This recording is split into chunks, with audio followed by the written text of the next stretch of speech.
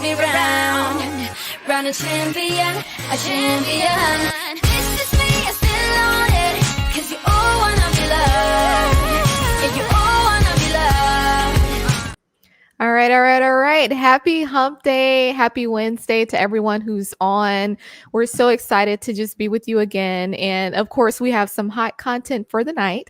Now, of course, we have a game going on tonight. So I know some of you will be kind of, checking that out. But, roll tide roll. Hopefully we win. And we'll get into that later. But I definitely want to welcome everyone who's new here. We definitely appreciate you joining us.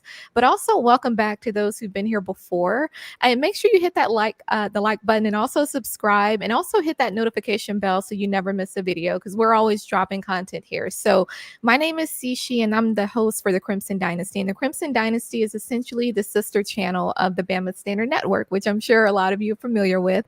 Now, like I said, we have hot content. We are here every Wednesday night. We may do a pop-up on, a random Friday like we did last week, but we're going to definitely make sure to keep you all entertained and just well aware of what's going on with Alabama. So we definitely have two hot guest co-hosts, essentially co-hosts. I mean, if y'all see me here, y'all are going to see them too, and they're just as awesome as everyone else that we have on the Bama Standard Network. They have really good insights, and they pretty much know not just football, but anything Alabama related. So I definitely want to just welcome, and I'll start with Dan James the fourth. So I know a lot of y'all are familiar with him. He's the lead recruiting analyst for the Bama Standard Network, and he actually has a show that comes on here every Tuesday night called The Final Whistle. So anything that you want to know related to the recruits, past recruits, former recruits, he'll have that information. So definitely be sure to check him out every Tuesday night here at the Bama Standard Network. And then we also have Hannah Stevens. Now, she's one of the latest additions to our network,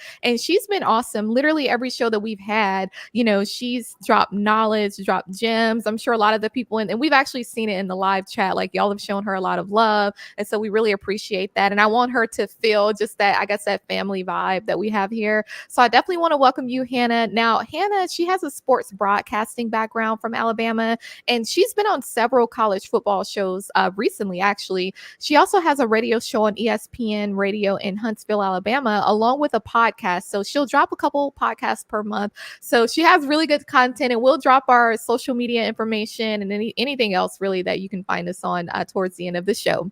So I want to welcome both of you. It's awesome. We've made it. It's crazy that it's been almost a full month since Coach Saban announced his retirement. Like, it doesn't feel like it's been that long, but it's just it's crazy. But I want to just ask, like, how are y'all doing tonight before we get started? How are y'all feeling tonight? Y'all doing good? I'm doing great. Definitely excited. Yeah, I see.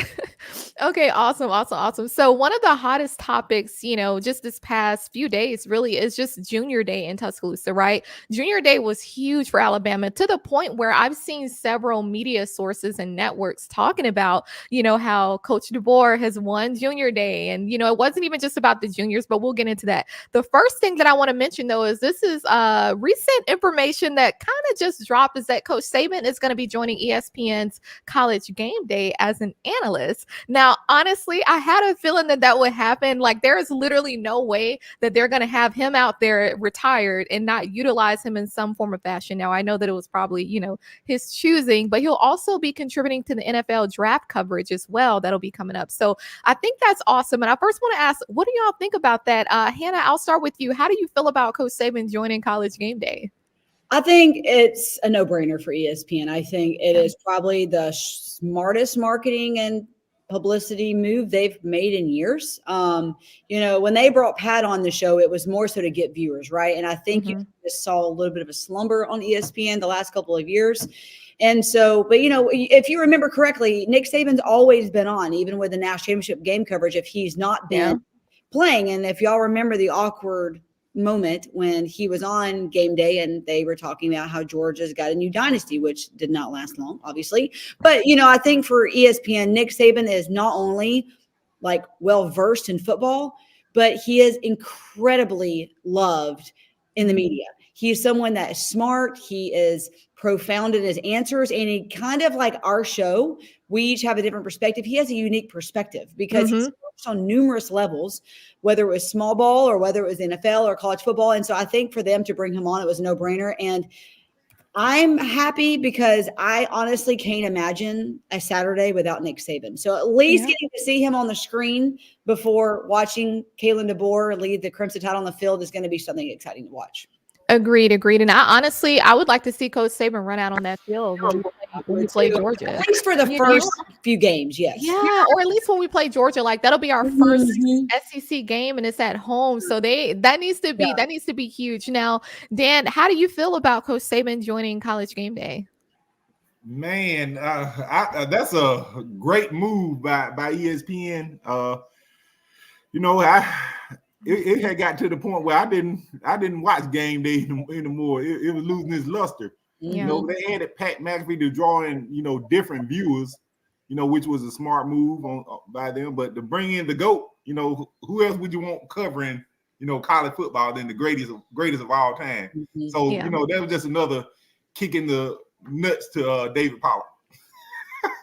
I mean, you might as well be frank about it, right? So, I mean, I agree. And like I said, this information recently dropped, or at least I recently became aware of it. And I think that it's a great addition. Now, circling back to Junior Day, it was definitely all about the juniors. And I'm honestly, I'm so excited for the guys. Now, with all the noise and the adversity that the team has faced really since the Rose Bowl game, I mean, let's be honest, it started, and maybe even before that, but, we're not going to go down that rabbit hole. But, we still came out with the number 2 recruiting class now for the 2024 class. And I know a lot of times we don't really want to put a whole lot of emphasis on that, because sometimes, what does that really mean? I mean, we know Texas A&M, they had a top 5 recruiting class just a couple years ago with the players that they purchased, but that didn't really amount to much. So, but it is worth noting that the portal for us closes on the 9th of this month, right? So it'll be that full 30-day period. So fingers crossed that we don't lose anyone else. I really hope so. But I do want to just kind of talk about Junior Day. So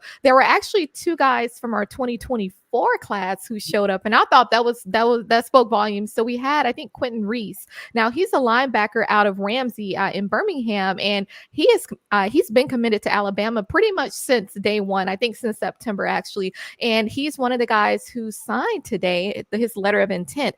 But also Ryan Williams. Now we know Ryan Williams was initially a part of the 2025 class, but then he reclassified to 2024. Now, of course, he's probably the name that we're going to continue to hear about, I think. I mean, and rightfully so. I mean, Mr. Football himself. And so apparently he made an unofficial visit to Tuscaloosa this weekend. And they also said that he had made, I guess, over 20 visits to Tuscaloosa. I mean, this guy is not even just about the University of Alabama. It's just about that atmosphere that we have there. And clearly he likes something that's there. So it's worth mentioning too that he also signed his letter of intent today as well. And so that's a huge pickup, so I'm happy for them. But I did want to mention a few guys from our 2025 class, one in particular, the guy that they call Turbo, Ant Rogers. So this is a running back, and we've been on him for a while. And when he committed last year, and I just some of the content that I saw basically kind of praising him for how well, he's played. He's out of the IMG Academy, and this guy is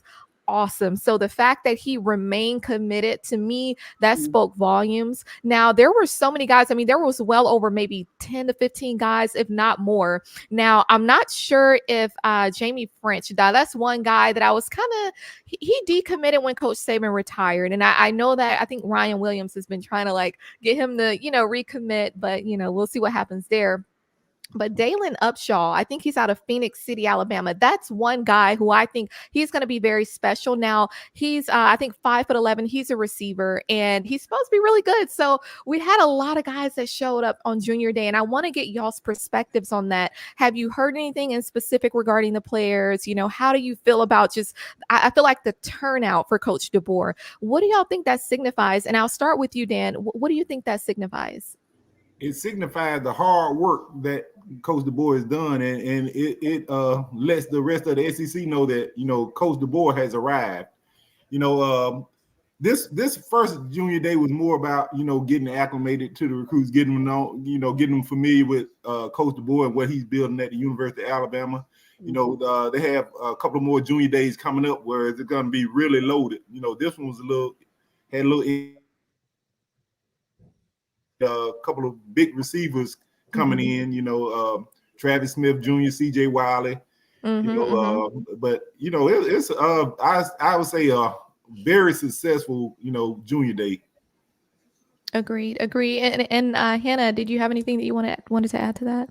Yeah, before I wanted to comment on Todd's comment there. I mean, I agree with what Dan said, because I think this year you saw how important this day was, not really for any other reason other than the recruits and these guys getting to really know Kalen DeBoer. And I think that, one of the things that people were commenting on when Kalen DeBoer got here was all, when we talked about it last week, I believe, with all the chaos and how Kalen DeBoer has handled that well. This was an opportunity for him to get these guys committed, not only on paper, but in the goal, in the process. And, I think for them, and I think something that I just want to say about Kalen DeBoer that, I mean, obviously I've not met the man yet, but through some of my friends in Tuscaloosa, they say the thing that stands out about Kalen than any other coach, even maybe more so than Nick Saban, is the way he engages the entire family unit when they come. So, that is one thing that sold Ryan Williams, is that his siblings got to dress out and be in that picture, right? Yeah. That's one major reason Ryan Williams chose Alabama, was the family unit. And I think you're seeing a guy like Kalen DeBoer do something that, I'm not saying Nick Saban didn't do that. Obviously, he would go in there and dance with the family and stuff. But I think for him to come in with that mission as soon as he did has won players over in the long run. And so I'm excited to see that. But I wanted to comment on what obviously we're talking about Julian saying. And I just want to say this. This has been my opinion from the get-go. I want to wish all the players best of luck who have left, but I don't want those players on our team. I don't want any player on our team who's not 100% committed. If they're 99%, I don't want them. They're not 100% committed, right? If you have any sense of hesitancy or lack of commitment in your bones, then we don't need you. That is the type of team we've had for probably the last 2 or 3 years, if we're being honest. And I think when you look at a Mac Jones, Tua Tagovailoa, Bryce Young type of team, those guys were committed. And I feel like Mac Jones is the epitome of a teammate and a team player, because he had to wait his turn, and he did, and he made it to the NFL. Now, what's happening in the NFL, I think, is another story. But my point is when you have these guys who are, we talked about this with Jaden Roberts, when you have guys who are presented with hardship or, uncomfortableness, or maybe the unknown, maybe Julian Sand didn't want to compete. I don't know him. But my point is I think the team that we're going to have on the field this year is a team that we may not win every single game. I'd love for us to, but we're going to see a type of fire in them that we haven't seen the last 3 years. And I'm very excited for that. Yeah, I agree with you. And two things kind of responding to what you said, because those were all good points from you and Dan. One thing in particular, I think possibly with Julian Sand, because I noticed that he decommitted maybe like right after Austin Mack committed, and I think that maybe that kind of played into that, because at least from my understanding, Austin Mack kind of fit that mold that Coach DeBoer, likes, not even just his size, but his style of play, and I think that now I think maybe it has to do with just sometimes the guys don't really like to commit, or they don't want to compete. And so you think about guys like, Talia, when he left, he left when we had Bryce Young. And sometimes, and I get it, because sometimes you want to make sure that you get out there and you start right away, but you also want to make sure that the system that's set up around you is conducive for you to actually, succeed. I do see a comment from Ty Alexander. I think Brian Robinson Jr. is one of the most committed players we ever had. Yeah, he's one of them for sure. And to me, I mean, even the Mac Jones, for example, these guys who, they get there, they wait their turn. You know what I mean? It's not a matter of like the Jai Halls or different guys where I understand that you were really good coming out of high school, but you have to understand what comes with that when you go to a school like Alabama. You may not start right away, and that's okay. Because to me, I feel like, especially with the coaching changes that we've had, you almost kind of want to take a step, like, not step back, but sit back and kind of watch how the coaches, pan out and just what they build. And so I really think the guys are in a really good position. And another thing that you mentioned when you talked about the family aspect of things and just the players and how committed they are, a few years ago when we won together. When we lost together. It wasn't a matter of like last year when we lost to Texas and you have guys going live on Instagram and just different things where you would almost wonder like, were y'all all a part of the same game? You know what I mean? So I just think just that cohesiveness amongst the players, I think that's going to stand out. And I think Coach DeBoer is going to have play a huge role in that. Now, I don't want to go through the list of the juniors that we had come through, but I think that it spoke volumes that there were at least, I want to say almost brushing 20. There were a lot of them. I mean, we had a receiver out of Mater Dei. I mean, just so many different areas, a really good guy out of Atlanta. So one thing that's standing out to me is that we're still not only retaining these guys from different states, the Georgias of the world, the Californias, but we're also recruiting in the South and in the state. You know what I mean? Like just being on that recruiting trail, going out there to Phoenix City, getting guys like Jaylen Upshaw, to really buy in. I mean, I understand that it's in state, but at the same time, that doesn't mean anything. I mean, we've seen a couple good guys go out to, maybe the schools in Mississippi or different places. So I think it speaks volumes. Now, I did want to touch on really quickly a few guys who we had in, there were a few bowl games that happened last weekend. And so I want to touch on that really quickly. Now, when we look at, let's see. Okay. And did you have anything else that you wanted to add to that, Hannah? Yes. I'll shut up after this. I promise. No, you're good. You're good. This is my passionate point. Okay. Okay. So this fires me up, and I'll shut up. I promise. But when you look back to the depth we've had at running back, at wide receiver, I think we often forget that we at one point fielded Trent Richardson, Eddie Lacy, and like Mark Ingram, all these guys at the same time. They had to wait their time. Waiting their time meant that it took patience. They didn't get a transfer. Now, I know this wasn't an option for them then, but it showed us what can happen when players, it only needed one good season. When you look at even Blake Sims, you look at these guys who, whether it's Jalen Hurts or Mac Jones, they needed one season to really prove themselves. And I'll say this and I'll shut up. I do question, if y'all remember crypto, right? Crypto was like the money of the century. It's going to be the new whatever. It is. Yes. Just saying. Yes, I know. But the conversation when it happened was, is it gonna be the big thing, or is it gonna crash and burn? In 10 years, you don't know what's coming down the line.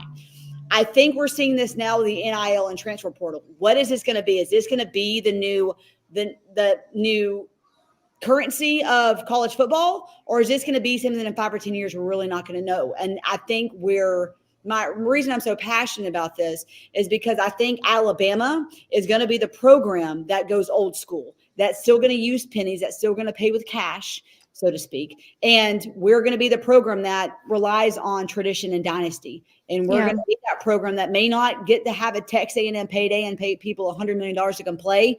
But at the end of the day, people are going to realize that they're going to get to the NFL. They're going to play and win a national championship. And I think that way of thinking can help Alabama continue to be the number one program in the country. And I'm not bashing crypto. I was just using that as an example of. No, I understand. My cousin was one of the very first. That bought into Bitcoin with. Yes, he was one of the very first investors in the country. And I remember him calling me about that years ago. And I'm like, what? Like, I couldn't understand. Like, my brain didn't comprehend. And, it's going to be cool to see what happens there, just like it's going to be cool to see with the NIL and transfer portal. But, I was just using that as a comparison because I think that's really it's where it's going. And I think just the rate of adoption, and it's almost one of those things similar to crypto where people won't have a choice but to adopt to it. I mean, you see the way that things are panning out, and you just won't have a choice at that point. Now, I do agree with what you're saying in terms of, just it's almost like it goes back to like merit, you know what I mean? Like, it's one thing to have, we talk so much, as just Alabama fans in general, the tradition of Alabama, across the sports, but particularly amongst, just football. And so you go out to like a Texas A&M or Ohio State or different places. Yeah, they may be able to pay you, but then to me, it makes me wonder, how does that affect your drive towards that end goal, which is going to the NFL? You know what I mean? So, that's something that they're going to have to quickly fix. I mean, they don't have a lot of time to fix that at this point. And we'll get into more of that even later on, because I had a few things that I wanted to mention regarding, just the whole Tennessee ordeal. But I did want to just quickly kind of mention some of the bowl games that occurred, this past weekend. So like the recent Senior Bowl, for example, we had 3 guys who played: Will Reichard, Chris Braswell, and Justin Eboigbe. Now, they didn't really play, or I guess their stats that we're used to seeing, it wasn't to that to that degree, but I think that just them accepting the invite and participating, that speaks volumes. And I think that that's something that, considering the coaches who were there on both sides of the ball from the NFL, just getting out there, getting that exposure, which those coaches already know who they are. But to me, it's that other aspect. It's kind of like when you are in high school, and I remember I did it like a lot of like community service and just different groups that I was a part of, and how that when you add that to your resume, or when you add that to your applications to colleges, they look at that. And so to me, just participating in those bowl games, it matters. I mean, even looking at that East-West Shrine Bowl, I think Jaylen Key and Trez Marshall, and that one even, had more of a, I guess, like impact in terms of community service, the Shriners Hospital, but also the Pro Bowl. We had 11 players, including Jalen Hurts, because I still count him as an Alabama player. We had 11 players who participated in that, and I think that's awesome. So I want to get y'all's take. I'm not sure if you watch any of the bowl games, but just how do you feel about just our presence in these games and just the guys' willingness, and how important do you think it is going forward for the guys to participate in these types of games? Dan, I'll start with you. Yeah, it is all about competitiveness. You want to show that you're a competitor, and I think that's what Alabama breeds. Competition. That's what we built this dynasty on. So to get out, hats off to all the guys that went out there and competed, though they didn't have to. But the competitive nature of it, allowed them to go out there and Chris Braswell only had one tackle, I'm thinking, in the game. I didn't get to watch it. Yeah. But he helped this stop. They were saying he was very physical at the point of attack. And he was pretty impressive. The little time that he played. Will Reichard, he was voted, the MVP of the specialists, by the players. So that says a lot.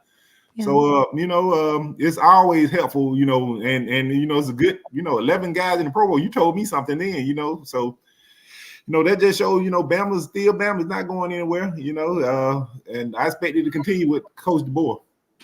Agreed. Yeah, I think so too. And yeah, it was 11 former Bama players in the Pro Bowl, and Patrick Surtain had a pick six. I mean, these guys, like, that's the thing. It's just still having fun, remembering when you were younger, when you went out there and you had fun with your friends, just throwing the ball or whatever. And I like to see that they're getting back to that. And so I just think it's important. And hopefully, we start to see more of our guys willing to participate in the Senior Bowls and, all that. So Hannah, how do you feel like, how important, I guess, if there are any current players or, soon to be players for Alabama, how important are these bowl games and just participating? How do you feel about that? Yeah. So, I mean, I think I agree 100% what you all said. I think whenever you're given an opportunity to play, and I think this is something that I've always appreciated about Alabama, even when we weren't playing for a national championship game, we can honestly say none of our players opted out. And I think that just shows how meaningful the games are for these players. They know every opportunity could be their last game, right? You never know with injuries or whatever may happen.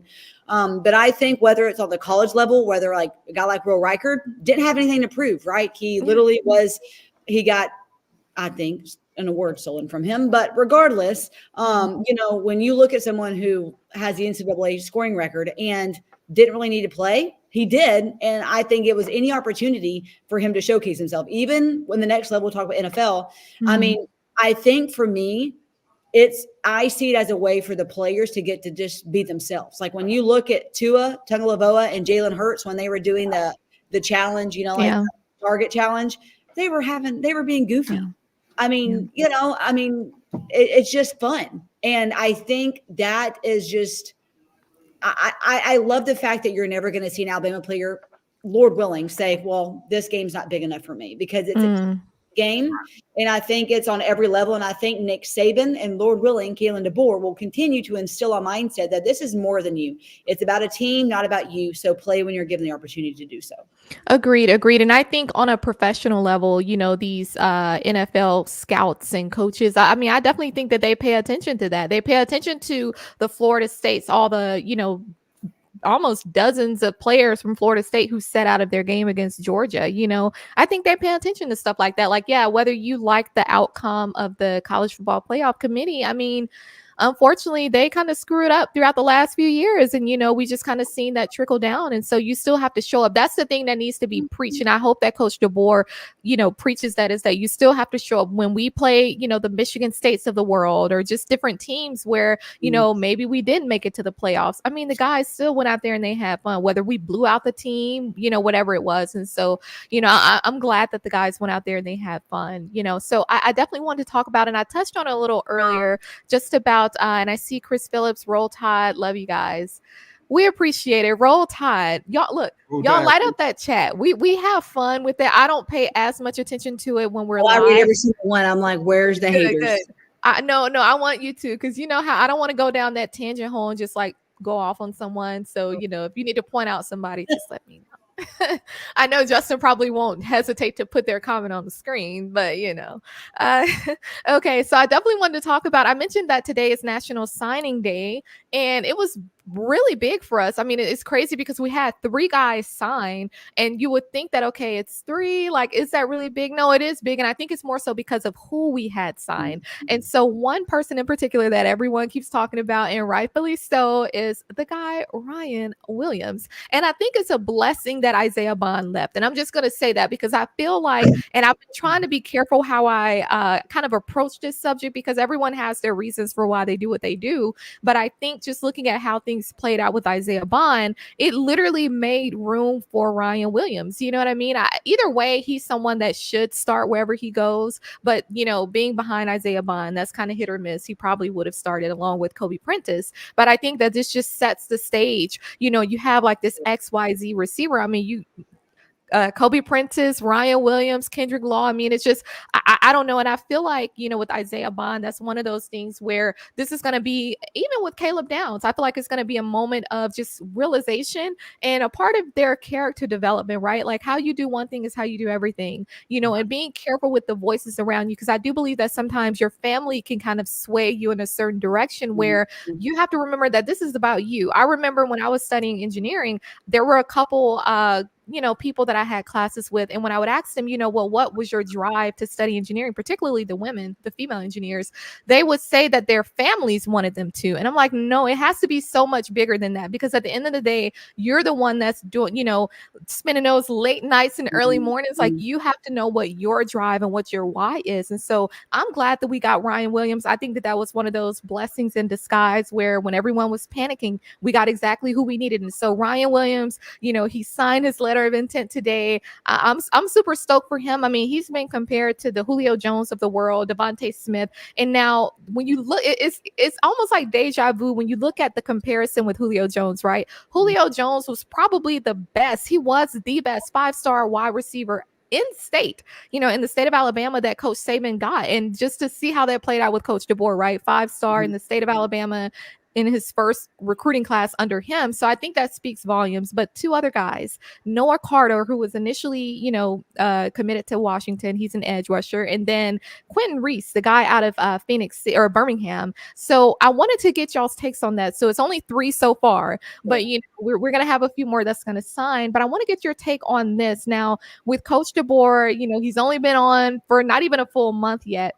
How do you think we've scored in this area? Do you feel like this was successful? The first successful day of getting these, guys to sign? I'll start with you, Hannah. How do you feel about this? Sure. So I think a couple of things that is important to note, and I want to go off what you're saying about Isaiah Bond, because I think that was a true selling point for Ryan Williams. But, I think, and I don't know if y'all remember, I mean, I know y'all remember because y'all are football people, but some people may not remember, like, Les Miles got fired from LSU because he was not adaptable. He did not want to change the way the game was changing. And Nick Saban did. And something that we forget happened a couple of seasons ago was Nick Saban had to start playing true freshmen, because it used to be that when you were a true freshman, even maybe a redshirt freshman, sophomore, you may not get playing time because you had to wait your turn. But Nick Saban realized that in the way the game's evolving, just because you may be 18 years old doesn't mean you won't beat out a 21-year-old. And I honestly think that it wasn't as much Ryan Williams coming because of Isaiah Bond, but I think Isaiah Bond was leaving because of Ryan Williams, because I think that it's one of those things where Isaiah Bond's like, I mean, let's just be honest. And I'm probably going to get some heat from this, but let it come. I think Isaiah Bond had one big moment, and it was the Iron Bowl. Iron Bowl. that was more so an incredible, as much as it was a good throw. I mean, a good catch by Saban. That was an incredible throw by Jaylen Milroe. And I think that 4th and 31's kind of been overseen by that. It's always the catch. Well, the throw had to be there. And that was probably the best throw Jaylen Milroe had all season. But my point is for these guys to commit, I think it's just the beginning of what's to come. Because I think when you look, the guys you mentioned, that they're setting a standard. And I think it's going to excite the program. And I think it's going to be something where we see it's kind of a domino effect in a good way for our program, because Ryan Williams decommitted and then recommitted, right? And you have guys that were not really sure where they wanted to go coming to Alabama. And I think Kalen DeBoer is truly just getting started. And I'm literally, it's like that Michael Jackson, that GIF where he's like, yeah. That's me. I'm waiting for the Kalen. That's you. Okay, so we need to have popcorn on our next episode. I like popcorn. So now, Dan, how do you feel about our signing day? And I just saw that Malachi Moore's younger brother signed as well. So how do you feel? I mean, do you feel like would you give us an A so far? Or how do you feel so far? Oh yeah, definitely an A. To get Ryan Williams. And the thing about it, Ryan Williams would come, and even if we still have Amari Cooper, Julio Jones, he's just that type of guy. He, like he said, he's very confident. He said, people saying he's Julio. He said he could be better than Julio. He's a confident guy. So he wasn't worried about who was on the roster. Because Ryan Williams is that guy, and that's one thing I love about him. Yeah. As far as Isaiah Bond, he's gonna soon realize that people in Austin, Texas, they don't care what you did on 4th and 31.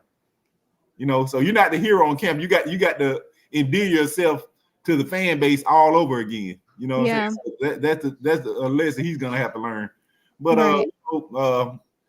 another guy that's going, overlooked is Noah Carter, 6'4", 20 pound, edge rusher. I mean, he is explosive. I mean, he's dynamite off the edge, lightning in a bottle. I mean, cat quick off the edge. Another. I would compare him to, not like to use Georgia players too much, but he kind of puts me in the mind of a Leonard Floyd, Quay Walker type, very keen, explosive off the edge. I mean, he's a legitimate, big time pass rusher. And that was a huge pickup. I turned on his tape and I watched the first play where he ran down the play from the backside, and I was like, wow, I didn't have to see anymore. That says the type of guy he is. I mean, y'all watch out for him in the next 2 or 3 years. He's very explosive. I think he was like number 8 in the country. Right. I mean, this guy is something serious. So that's a huge pickup for us. Now let's address this. Now, I'm not going to go off too much, but we have people in here that are delusional tonight. So let's see. So we have a Chris Williams with this Auburn. So that's the first mistake. So you're on our chat, but let's get this. Okay. So I want you to know I love you. I'm here for you when this season starts in Yale, Alabama. Fans start getting depressed and thinking bad thoughts. Just know Big Bro is here. First of all, Mr. Delusional. Yale. Right. What you mean? First of all, we've been mollywopping y'all for the last few weeks in every sport. Like, I mean, need we remind you, like, y'all know what time it is. We literally beat y'all at home. Y'all had every opportunity to win that game when we played y'all last year. Like, you still can do that. 4th and 31, y'all can stop. Like, y'all can't stop us. Even with all that voodoo stuff that y'all be into in that stadium, y'all can't stop us because we're blessed. We're blessed, honey. You're on our show tonight. We're not on your. Y'all don't even have. Do they have a YouTube channel? Do their fan? I don't think anybody cares. If they had one, nobody would watch it. Well, I don't think they have Wi-Fi down there. I don't think they have Wi-Fi. They probably don't because they're too busy walking around doing a bunch of nothing. Like, my thing is the state of delusion. I don't know what it is. I don't know if it was just the COVID situation. I don't know what it was, but it just seems like delusion is at an all-time high. I'm happy for Alabama. I'm glad to see little bro hanging in there. Yeah, this is just somebody that's just an idiot, and you really can't do too much with them. Now, there are facilities that you can go to. Huh? Take him off the screen. Tell him go milk some cows. I know. Like, he already knows what time it is. We've been beating them. Like, y'all wish y'all were like us. Y'all not even. They're so stupid. The only thing they can come up with is a freeze warning. Like. Yeah, they're just lame. So like, honestly, Chris, and I'm assuming that you're real. That's not you in the picture, I'm sure. But I really hope that you find your purpose. I don't know what your New Year's resolution was, but I really hope that you find your purpose as a grown man sitting on an Alabama YouTube show on a Wednesday night. Please go to somebody's Bible study or find something better to do with your time. He's now, apparently. But of course, the Auburn fans, they can't make a page about they have nothing to talk about across the board. Any sport, they have nothing to talk about. So the best that they can do is talk about our signing. Did anybody sign a letter of intent with Auburn today? I don't think so. Whatever happened to the Freeze 5, Chris? Whatever happened with that? They froze over. They froze over. That's what I'm saying. They have nothing better to do. Their lives are so sad. They had to roll their trees when Saban retired. That's how pathetic it is being an Auburn fan. They celebrated our coach retiring. And that tells me one thing. That tells me there's not a clean ass in Auburn, Alabama. I guess not. No, y'all are like, this is like the epitome of lame, because even if I wanted to troll my heart, my character, what I have going on, it wouldn't even do me justice to do something like that. So that's very low class and low status. So you need to get a life, and you probably should like find a hobby, because it sounds like your life kind of sucks. Did you on air just say there's probably not a clean ass in Auburn right now? He did. It flew off. I'm sorry. That's getting clipped. Do I need to go to the principal's office? It's too late for that, Dan. You should be expelled at this point. No, but somebody, I mean, I said I'm here for emotional support, and y'all start acting crazy. I told you I'm here for my little brother's hand. Yeah, whatever. You go walk to somebody's church on a Wednesday night so that you're not, you know. Let me tell you a little backstory. I'm gonna bless them. It's just PTSD from all the butt whippings we've given them. What's your story, Hannah? My cousin, the only family member that ever went to Auburn, was Lloyd Nix, the 1957 national championship quarterback. And you want to know how they found out they won the national championship? When a news reporter came in there and said, "Oh, y'all been voted the national champions." Okay, the next time they won the national championship, you know how they won it? What? They paid a guy who stole stuff. So, I mean, let's just be real. I mean, literally, I mean, you're never even going to make the playoff. I mean, but that's what delusion does, though. Yeah, I mean, you lost to Maryland in the Music City Bowl. I mean, like literally, like that's his back, and it was their backup quarterback of all things. I mean, oh my goodness. Yeah. No, that has to be a sad place to live. Yeah, to be in that much delusion. I mean, at least if it was a Georgia fan, I feel like Georgia, they can talk, because at least they're not going around cheating like some. Yeah. So at least Georgia can talk, but it's like Auburn, you're not even relevant. Like you have no relevance. No one is asking about you. No one's signing no letter of intent. Ryan Williams canceled his trip, sir. Go cry about it. Like y'all weren't even worth a visit, and he's from the state of Alabama. So just keep crying. Anywho, so we had a really great day with our National Signing Day. You know, I'm happy for the guys. Like we said, Noah Carter, number 8 edge rusher in the country, Quentin Reese, you know, Malachi Moore's brother. We're doing great things. And I think Kalen DeBoer, I think just that momentum is going to keep going. You know, I think the more I've seen with Kalen DeBoer too, just how when he's having these interviews and, you know, he just seems very, just that family oriented nature. You can even just see it in the interviews, you know, and it just seems like he truly cares. And I think that's something that the guys need.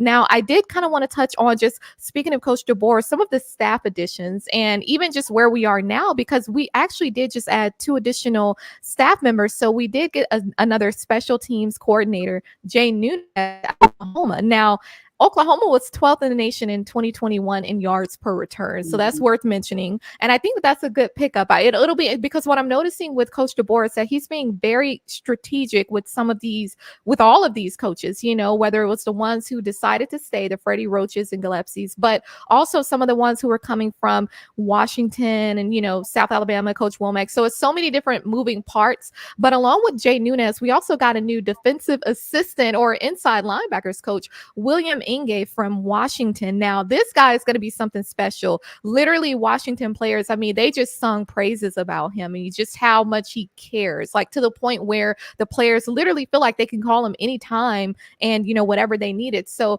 and it's crazy just how long he's been with Coach DeBoer, just the relationship between them. 2019, he was a special teams coordinator at Indiana with Coach DeBoer.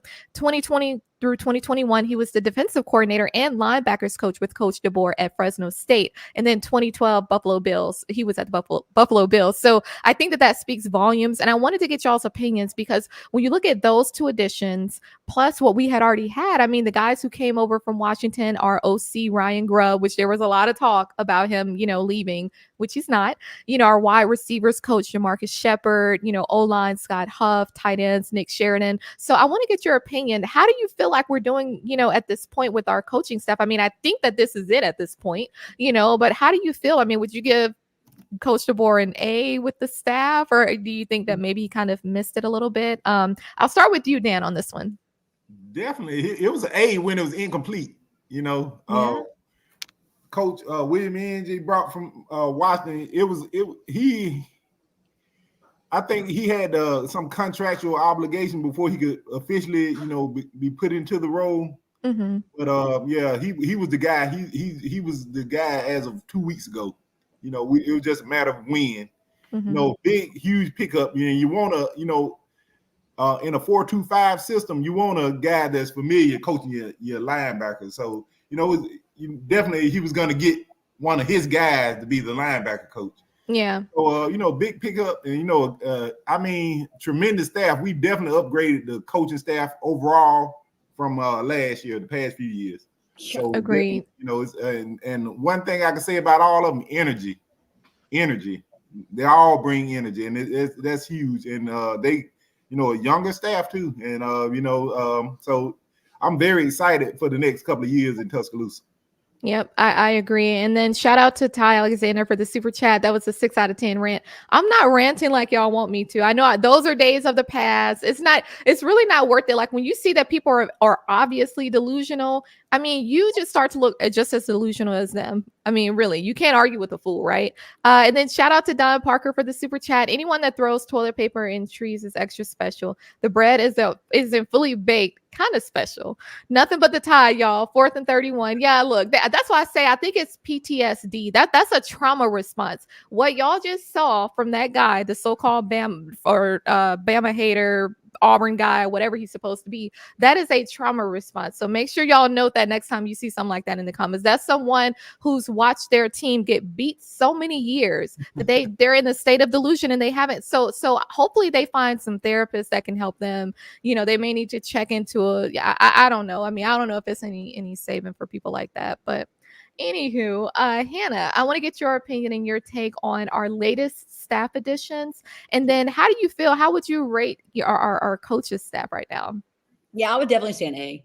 I think Kalen DeBoer exceeded everyone's expectations. And I mean, for those who may not have, like just a random fan that may not know a lot about college football, they're not going to know some of these names. That's okay, because I think, we forget that a lot of the guys Nick Saban brought in, people didn't know their name either. And, I think that, and if looking back, hindsight's 2020, I think one of the most underrated things about Nick Saban was how many times he had staff turnover and still next season had their team to the national championship. And I think that's something that Alabama doesn't get a lot of credit for. Was they were the program every year where Nick Saban was not only sending players to the NFL pipeline, he was sending coaches to the head coaching pipeline. And yet somehow he still was able to put together a program that with coaching staff that was able to win games. And I think for Kalen DeBoer, his goal is, going to be similar in helping these guys get better jobs, but also trying to have coaches who will be here in the long run. I think for me, Ryan Grubb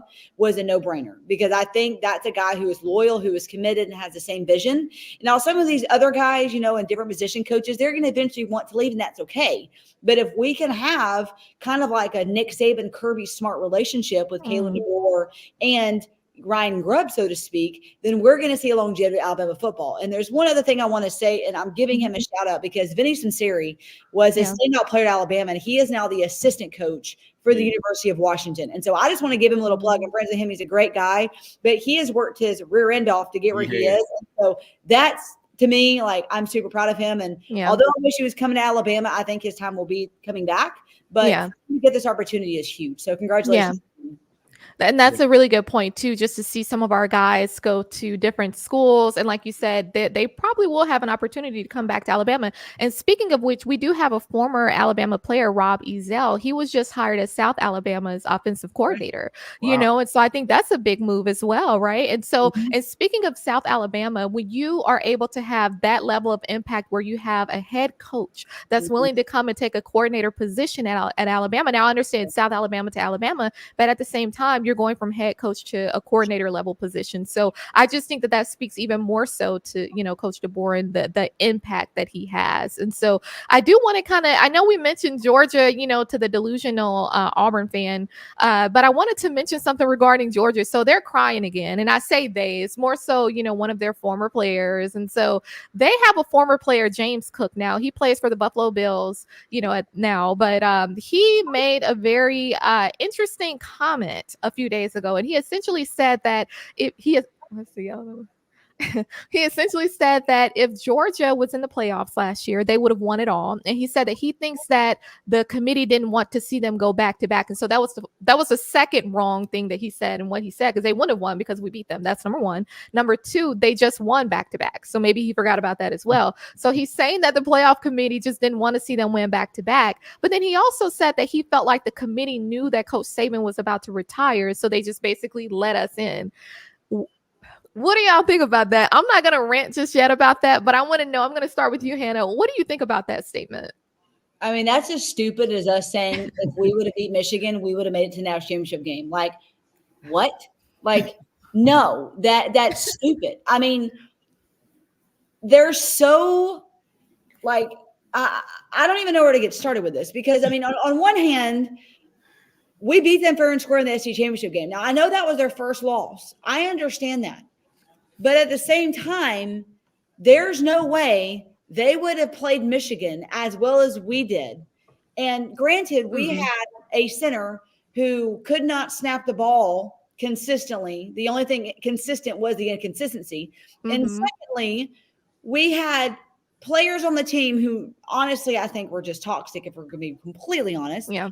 And thirdly, it's like we left our defense back in Tuscaloosa. It's like their plane got delayed and they hadn't landed in Pasadena yet. So, I mean, all those things considered, I don't think there was a single team. I truly believe that the playoff committee got it right this year. I think the four best teams in the country were there.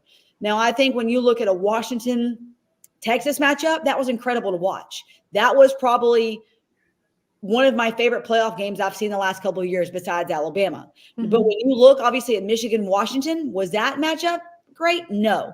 But I think Michigan was bound and determined to win. As they cheated their entire season, they were going to win regardless. So if Georgia fans will be upset with anything, they should not be us.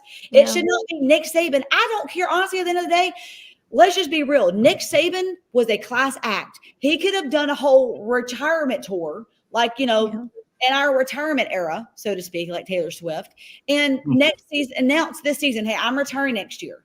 Yeah. Then you would have had a reason to believe that they let them in because they knew Nick Saban was retiring. But Kristen Saban says she did not know Saban was retiring, her father, until the day of. Who in their right mind thinks that I don't think Nick Saban knew he was retiring until he was eating oatmeal cream pie talking to Terry Saban on the phone. So all these people can go back to their little la-la land of stupidity. And Delusion Bill. Yeah, Delusion Bill. I love that. Delusion Bill. Instead of fan bill, Dr. Pepper, Pepsi can come up with Delusion Bill and put Georgia and Auburn fans there together, and they could just be the little stepbrother committee. That is hilarious, Delusionville. Georgia fans get their butts whipped in the SEC championship and still want to talk like they didn't lose. That's why I know, Jeremy. It's literally just delusion. I mean, at this point, you almost want to feel sorry for them, but then you can't because we're Alabama. Now, Dan, I want to get your take on that. How do you feel about the statement that James Cook made? I mean, do you agree with any of it, or how do you feel? One thing I agree with, it was stupid. You know what I'm saying? That was sometimes, it just, good, just shut up, you know what I'm saying? But sometimes you put a mic in front of someone, this kind of stuff you get. But for a guy to make a statement like that, especially from the University of Georgia, saying woulda, coulda, shoulda, man, you played for Kirby. You ought to know better. Yeah. You know what I'm saying? So, that's just when I saw it, I had to rewatch it again and say, no, let me try to see what he was saying. But he was really what he was saying was. I was like, maybe they edited it. Like maybe it was just like a box thing. No, it was really. I was like, oh, that makes it worse. Like, is this real? But you know what, Dan and Hannah, what I just said about that delusional Auburn fan, that it's a trauma response. I think that James Cook, I think that what he said was also just him reliving some trauma, because he said he remembers when we beat Georgia in the SEC championship when he was still at Georgia. So I feel like it's kind of like that type of response where you kind of still feel some type of way. You don't want to admit it, but you just don't make any sense. Like, you can't even rationalize that. It's just absolutely dumb. Now, y'all look, keep roasting the haters, keep roasting those Auburn and Georgia fans. Just go in on them tonight. Why not? And so, but I will say this. So Georgia, they can't be saying anything at this point. And it is CTE, Tat Lawson. Georgia can't say anything because what about Carson Beck, who allegedly stated that he wouldn't even return to Georgia this year unless he had a $4 million NIL deal? Who just bought the world's ugliest Lamborghini, by the way. I like that. I like the black on black. I do like the black on black, but it's like, yeah, I mean, you get the Cullinan, you get the Rolls Royce, you don't get the Lambo. No. I wouldn't go with that. So to each his own, but it's the Rolls Royce all day, every day. And so it's like you go out there, and so you wanted James Cook, you need to be worried about whatever violations are about to come to Georgia. Whatever that may look like. And Ohio State could be another one, but I wouldn't say anything. Carson Beck had to get a good payout for him to come back to Georgia. So we're just gonna leave it at that. They gave him the money that they were going to give Dylan Raiola. So, they had money to throw around. That's true. And I love that Alabama players, we don't do this. I think my favorite, I think, we're talking about rent free. I think the video that lives rent free in my mind is when Quinnen Williams is trying to he's talking about Caleb Williams. Do y'all remember this? No, it was Kyler Murray. Kyler Murray. Thank you. It was talking about Kyler Murray. Can we play it? I should play it on my phone. But this is how Alabama players are trained. You only speak truth, and you're classy. But when he said this, it was probably, I don't know if this is going to work, but it's right here. But when he said this is what I feel like other programs lack. They lack the ability to teach their players how to have restraint. I gotta find anyway, I'll find it, but it's amazing. Yeah. Look for that. And while you look for that, do y'all remember, this is probably a little over maybe 10 years ago, Terrell Pryor, when he was at Ohio State, and all the heat he got for that car that he purchased, and it wasn't even nothing like a Lamborghini. And so it just makes you wonder, what changed? It couldn't have just been the NIL to where now it's accepted, so that's something that I think is going to be interesting, and that, the NCAA is going to have to be held liable for. Now, really quickly, I definitely wanted to jump into just Bama and other sports. Like we mentioned last week, we're starting to kind of focus a little bit more on the other sports as well. We don't want it to just all be about football, which we could talk about that all day long. But the first thing that I wanted to mention is that today is actually National Girls and Women in Sports Day, where essentially girls and women throughout the U.S. are recognized for their accomplishments, and then also the advocacy for gender equality, across the sports. So shout out to every woman, every girl that's currently playing sports, that already has. We're happy for you. We're all behind you, and we just hope that you succeed and do great things. Now, really quickly, I wanted to point out a few things. When we talk about hockey, for example, we actually have an Alabama player-funded hockey team that's been qualified for the playoffs. And so they're going to be playing down in Lakeland, Florida. And they actually started a GoFundMe. Like I mentioned, they're player-funded. And so they started a GoFundMe to where they're looking to raise funds for their playoff transportation down there to Florida, hotels, all that good stuff. And so we may be able to put that in the chat, the link to their GoFundMe. They're only trying to raise $15,000. So hopefully we can, get them there. But also men's basketball. Now, it's been said, thank you, Justin, for posting that. It's been said that Louisville has been going after Coach Nate Oates. And so they can stop. I mean, I get that they're trying to say he's done a great job, which he has. But yeah, he's not leaving. Hopefully he doesn't. Now, we're actually playing Auburn right now at Auburn. And going into this week, we were ranked number 16. And so we'll be playing LSU this weekend as well. And so hopefully we can continue to move up. And I'm going to get y'all's takes on some of the sports that I'm mentioning. I really want to shout out even women's basketball. Sarah Ashley Barker, she was named the SEC co-player of the week. And I think that's awesome. I mean, she just dropped over 30 points just about a week or two ago. And so we'll be playing Tennessee tomorrow at home. So if y'all y'all are in Tuscaloosa, definitely go and check out our women's basketball. And then gymnastics, we're playing Auburn at Auburn this Friday night. So if you have the stomach to be in Auburn, just show some love. I've only been there maybe once or twice in my life, and both times I regretted it. So if you want to go out there, definitely do that. Hannah, anything in particular that stood out to you as far as our other sports, and anyone that you want to shout out? No, I mean, I think the reason I love Alabama so much, not only because I went there and I was an athlete there, is because we're not just a one sport program, right? Yeah. Like we're not just a basketball school. We're not just a football school. I mean, I'm excited for softball season. I think we're going to field a really good team. I'm excited for baseball season, and I'll say a sport that I've had friends that have played at Alabama is wheelchair basketball. I mean, we are so good. And we win national championships. And I think when you look at Alabama as a whole, it is probably the most dominant sports program in the country because they win championships. I mean, our swim and dive team, they've come a long way. It used to be Florida. It used to be Florida was the program in the country that was good at basketball and baseball and football and all this. And now it's Alabama. And I mean, just as much as football's gotten better and like recruiting still has softball. It used to be that you look at Oklahoma or Washington or UCLA as the programs in softball. Now Alabama is now one of the cream of the crop programs that you want to come play for. So I'm very excited to see, how our teams compete this season and how they play. And I'm hopeful for another 2011, 2012 where we get maybe numerous national championship teams. I believe we will. I definitely believe that we're set up for success. And I feel like program wide, we bought into that. Now, Dan, any thoughts towards any of the sports, any shout outs that you want to give? Yeah, definitely shout out to the hockey team. You know what I'm saying? Before last week, I didn't even know they existed. I was like, what? Really? So, I got a question for Chris. Did Auburn make the playoffs in hockey? No. I don't know. I'm just asking. If they did, he wouldn't be here tonight. So, but shout out to, all the other sports. I was a star in other sport. I'm actually the Georgia record holder in cross country. I hold the Georgia record in cross country, slowest time ever. Yeah. I did not to take you serious. I'm like, here we go.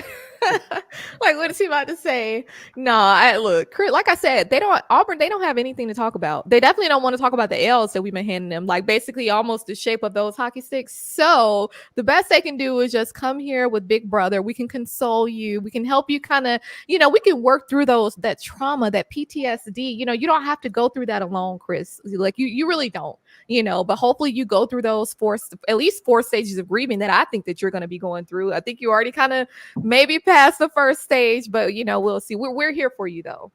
So we'll leave it at that. Now, like I said, we have some great things going on, at Alabama. And I really hope that if you are a Bama fan in a different state, when we have games, definitely go out and support. I know that you do. I know that we usually have a really good turnout, but I know it's going to take a lot to go to Auburn. But, if by chance you're just driving through, just go show some love and just run out and don't even allow just like the ludicrous and the ignorance to affect you. Now, Hannah, I think that you found the video that you wanted to play. Let me know if y'all can hear it. Have you gone up against any quarterback that slightly resembles Kyler Murray? No, I don't feel like I have going against a quarterback slightly resembling Kyler Murray, but I feel like Kyler Murray is not where everybody.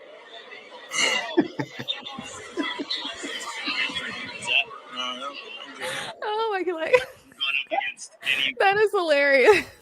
You're looking like, It's written through my mind all the time. It's my favorite thing ever. That's what James Cook should have done. Yeah. Like when in doubt. Yeah, like when in doubt, just be quiet. Like Nick Saban was looking at him like he's like, you better not. You better not say You it. better be quiet. Okay. Well, as we get to the end of this show, I know that we kind of went off on a tangent and off on a rant or two. However, I definitely want to give a shout out to our just the Bama Standard Network in and of its entirety. But we have another show coming on right after this, Teague's Take. So this is actually hosted by JT and George Teague, and it's a really good show. They'll have different guests to appear, former players. So it'll air right here on the Bama Standard Network at 8:15 Central Standard Time, 9:15 Eastern Standard Time. So definitely be sure sure to get your dinner if it's not too late for you where you are right now, and then just be able to, check them out, enjoy it, be in the live chat, show some love. I'm sure they'll be happy to have you there. Now, I wanted to give both of you a chance to pop your social media or any shows that you have that you want to promote. Dan, I'll start with you. Any social media where the viewers can find you or any shows? Definitely. I guess I'm blowing up on Twitter. I'm up to nearly 130 followers. Look at you. I'm enjoying this social media thing. I'm becoming relevant, I guess. You catch me Tuesday nights, the final whistle. You catch me here every Wednesday night, 6 p.m. Central, 7 p.m. Eastern. The Crimson Dynasty. And you catch me on Facebook, Dan James IV. Other than that, y'all, I want to wish y'all roll tide. I'm gonna push these tide through on these Auburn Tigers. We're down by 10, but I like where we're sitting. We're showing competitive. We're gonna pull this game out. So another reason for Chris to hate us. Look, we were down by 15 last week when we were playing Georgia and came back and won at least 15. All right. Thanks, Dan. And then Hannah, any social media or any shows, podcasts that you want to promote? Yeah, so obviously you can find me on Twitter at the UA Sign Girl. You can find me on Facebook at Hannah Stevens UA Sign Girl, and then you can follow my show, The Hannah Stevens Show, on Apple Podcasts, Spotify, Libsyn, all the things. But I really just want to say thank you for allowing me to be part of this. I mean, I know y'all haven't known me very long, but I love this, and it reminds me of the old school ESPN days where, I don't know if y'all remember, they used to pop up in those bubbles, was it different takes or whatever? But I think that's kind of what makes us so unique. So I know we all have different thoughts and opinions, but I love how we all work together and how we all love the same thing, which is the Crimson Tide. So all fun. Roll Tide Roll. And then, of course, you can find me on Instagram at beauty_of_intelligence. I am on X. However, I rarely use it, so maybe I should start using a little more. Good. I've been told that I should. So, we'll see what happens there. And I also want to mention really quickly that Tennessee and Virginia filed a restraining order against the NCAA. So that's some fun stuff. I thought when I first read it that it was that. I mean, that's just something else that kind of falls into that bucket of being delusional. But to file, and Ed, you can find something better to do. I mean, clearly, like we said, we live rent free for y'all. The fact that y'all are here, that lets us know that not only is Kalen DeBoer winning, but Alabama as a whole is winning. I mean, it's Bama Nation over here. We talk about the Bama standard. The standard is across all sports. That's why we just tearing y'all up. Is this Willie? Hello. Maybe he dropped. I don't know. But like I said, Tennessee and Virginia filed a restraining order on the NCAA, and the judge basically said, stop crying. And so they have a preliminary hearing on February 13th. I thought that y'all may want to know that. Stay tuned on that, because I think what comes out of this whole Tennessee ordeal is going to impact everyone. And then I do see a comment from Linda. I love this show, Roll Tide. Look, we love y'all too, and we really appreciate the support. I think just over the season, how this channel has grown and the show has grown, we really appreciate it, and we appreciate it even more when you engage in the chat. So we definitely want to thank you. And then I also want to mention too that leading up to A-Day, we know that the date has been set April 13th, right? Well, your game day, your A-Day is not the same without a title towel. We say this every single week. So be sure to visit whitwillsports.com to order your title towel, show some support, and also use the promo code STANDARD for an exclusive discount. You only get it there, and make sure you get it before they run out. So it's been a pleasure to entertain you tonight, to bring you some gems that maybe you weren't aware of, and we look forward to seeing you next week. Be sure to bring some friends over as well, and then that Auburn fan, hopefully you get some help between now and next week, because we're gonna light you up next week as well. So you better find Jesus, find something, because we coming at your neck next week. Well, y'all have a great week, and roll tide, roll. Roll tide.